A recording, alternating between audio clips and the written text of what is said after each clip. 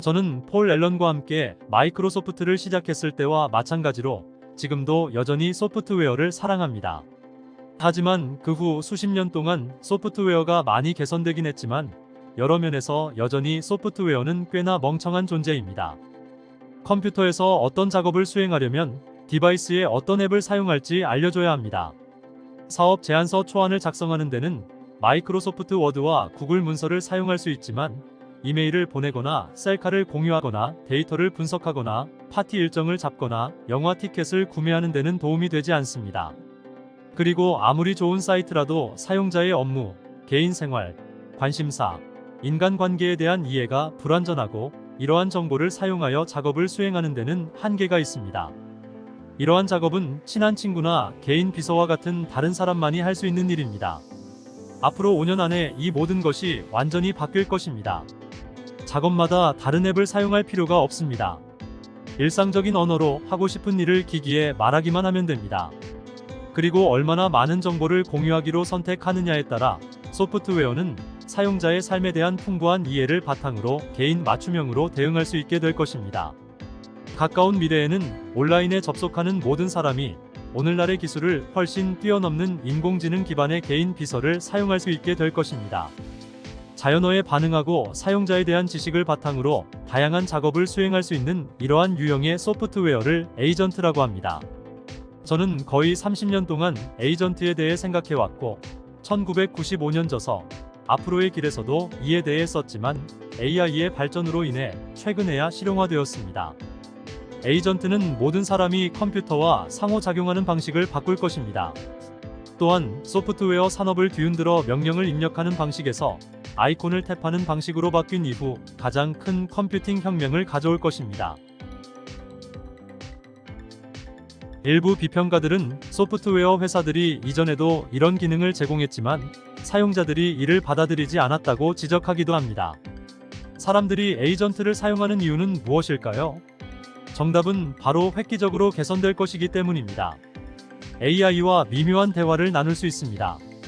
훨씬 더 개인화되고 편지 쓰기와 같은 비교적 단순한 작업에만 국한되지 않을 것입니다. 고객이 원할 경우 AI는 고객의 모든 활동을 도와줄 수 있습니다. 온라인 상호작용과 실제 위치를 추적할 수 있는 권한을 부여하여 사용자가 참여하는 사람, 장소 및 활동에 대한 강력한 이해력을 키울 수 있습니다. 개인 및 업무 관계, 취미, 선호도, 일정을 파악할 수 있습니다. 그리고 언제 어떻게 개입하여 도움을 주거나 결정을 요구할지 선택할 수 있습니다. 에이전트는 더 똑똑합니다. 에이전트는 사용자가 요청하기 전에 제안을 할 수 있는 능동적인 존재입니다. 여러 애플리케이션에서 작업을 수행합니다. 에이전트는 사용자의 활동을 기억하고 행동의 의도와 패턴을 인식하기 때문에 시간이 지남에 따라 개선됩니다.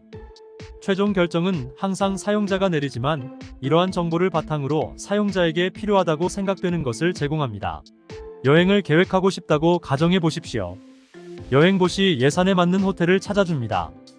에이전트는 사용자가 여행할 시기를 알고 있으며 항상 새로운 목적지를 시도하는지 아니면 같은 장소를 반복해서 방문하는 것을 좋아하는지에 대한 지식을 바탕으로 장소를 제한할 수 있습니다.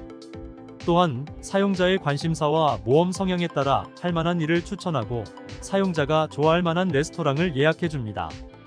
지금과 같은 고도로 개인화된 여행 계획을 원한다면 여행사에 돈을 지불하고 원하는 것을 설명하는 데 시간을 투자해야 합니다.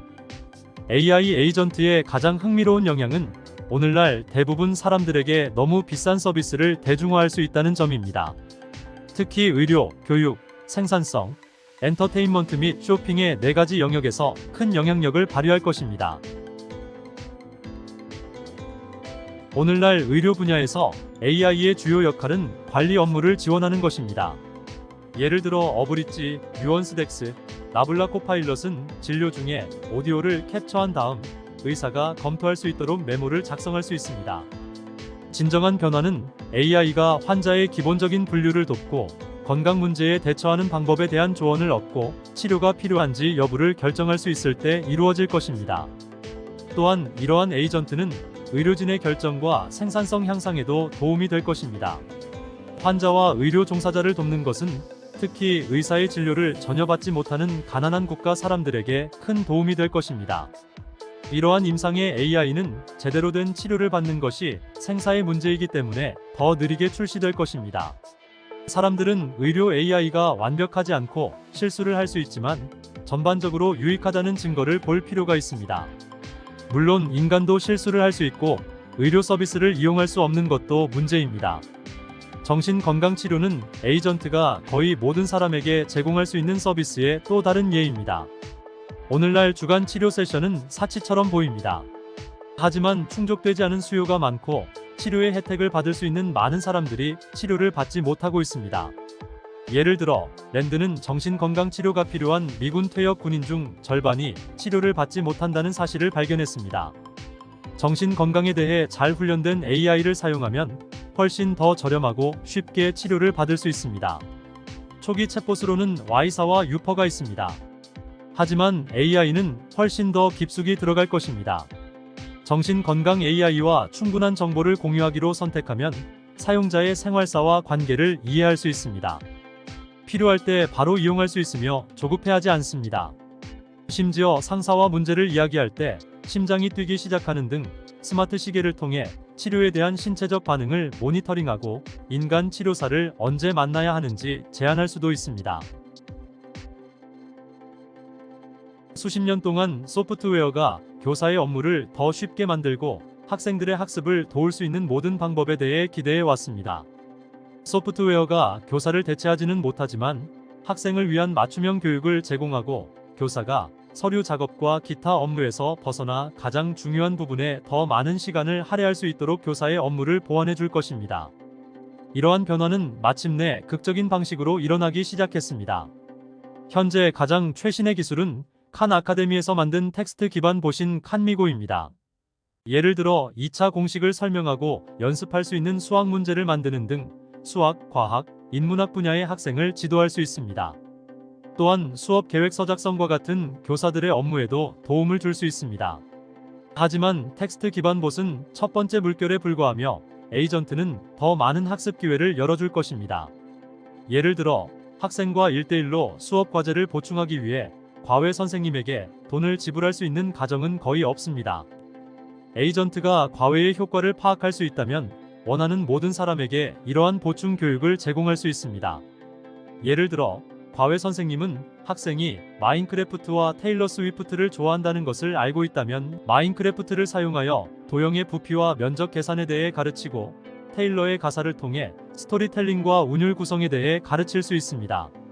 그래픽과 사운드 등 훨씬 더 풍부하고 오늘날의 텍스트 기반 튜터보다 더 개인화된 경험이 될 것입니다. 이 분야에는 이미 많은 경쟁이 벌어지고 있습니다. 마이크로소프트는 코파일럿을 워드, 엑셀, 아웃룩 및 기타 서비스의 일부로 제공하고 있습니다. 구글도 어시스턴트 위드 바드와 생산성 도구로 비슷한 일을 하고 있습니다. 이러한 코파일럿은 작성된 문서를 슬라이드 자료로 변환하고 자연어를 사용하여 스프레드시트에 대한 질문에 답하고 각 사람의 관점을 대변하면서 이메일 스레드를 요약하는 등 많은 작업을 수행할 수 있습니다. AI가 있으면 다양한 작업을 전담하여 도와주는 사람이 있는 것과 같으며 원할 경우 독립적으로 작업을 수행할 수도 있습니다. 비즈니스에 대한 아이디어가 있다면 인공지능이 사업 계획서를 작성하고 프레젠테이션을 만들고 제품이 어떻게 생겼는지 이미지를 생성하는 데 도움을 줄 것입니다. 회사에서는 직원들이 직접 상담하고 모든 회의에 인공지능을 참여시켜 질문에 답변할 수 있도록 할 수 있습니다. 사무실 근무 여부와 관계없이 오늘날 개인 비서가 경영진을 지원하는 것과 같은 방식으로 인공지능이 여러분을 도울 수 있습니다. 친구가 수술을 받았다면 인공지능이 꽃을 보내겠다고 제안하고 대신 주문할 수 있습니다. 오랜 대학 룸메이트와 만나고 싶다고 말하면 협력하여 함께 만날 수 있는 시간을 찾아주고 도착하기 직전에 룸메이트의 큰 아이가 막 대학을 시작했음을 알려줍니다. 이미 AI는 새 TV를 고르고 영화, 책, 프로그램, 팟캐스트를 추천하는 데 도움을 줄 수 있습니다. 한 회사에서는 최근에 어떤 로버트 레드포드 영화를 좋아하고 어디서 볼 수 있을까? 라고 질문하면 과거에 좋아했던 영화를 기반으로 추천해주는 픽스를 출시했습니다.